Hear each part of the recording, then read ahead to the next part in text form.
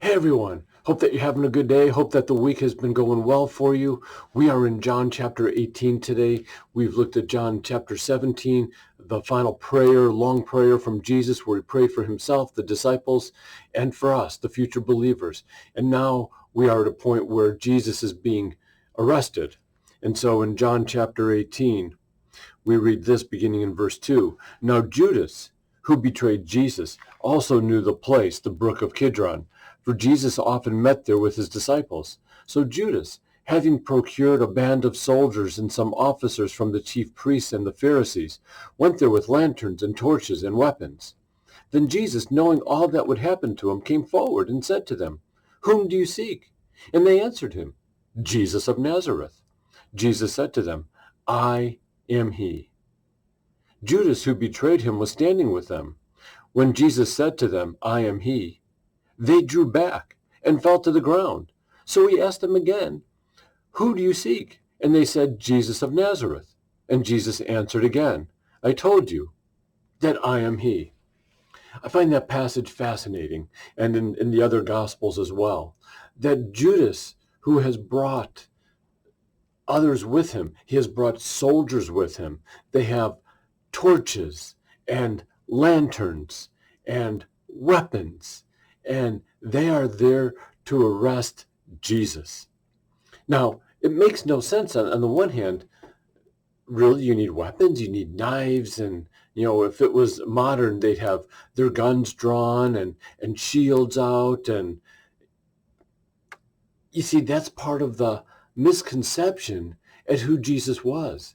Judas didn't get it. Most of the disciples didn't get it. They thought Jesus was there to start an insurrection, that he was starting the rebellion.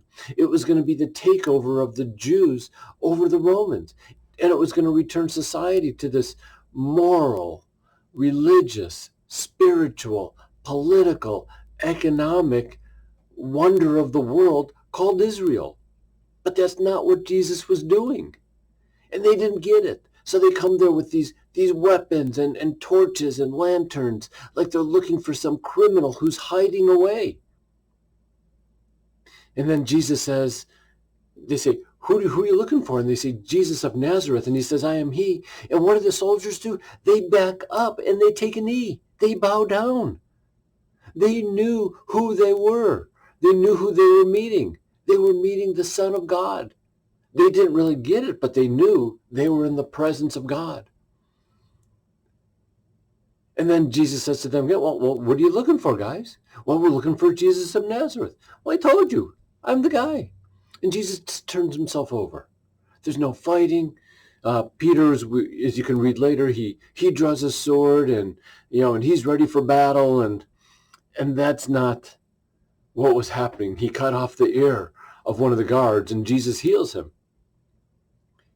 It's like, Peter, put your weapon away. Man, this is what's supposed to happen. You need this to happen for you, Peter. If you want a share in the kingdom, you need this to happen. You can't wait for me to go away and be killed and think that it's all going to be good. You're not going to take a knife and hurt one of the guards and think that you're going to save me. Jesus could say, I can call down a legion of angels and they'll minister to me and they'll wipe these guys off the face of the earth like they've never existed. But that's not who Jesus was. That's not what was to happen. So sometimes we have to go back and look and say, they didn't even get it. They didn't get who Jesus was. They eventually do, but they didn't up front. And the question for us really is, do we really understand who Jesus is and what he is offering us? He's offering us the gift of life eternal, but life today. And we need to embrace that life that he offers us today. And so I would encourage you to embrace that life. Even in the hardships, even in the struggles, can you still embrace Jesus as your Lord and Savior, the one who came to give you life today and then someday down the road? Have a great day and God bless you.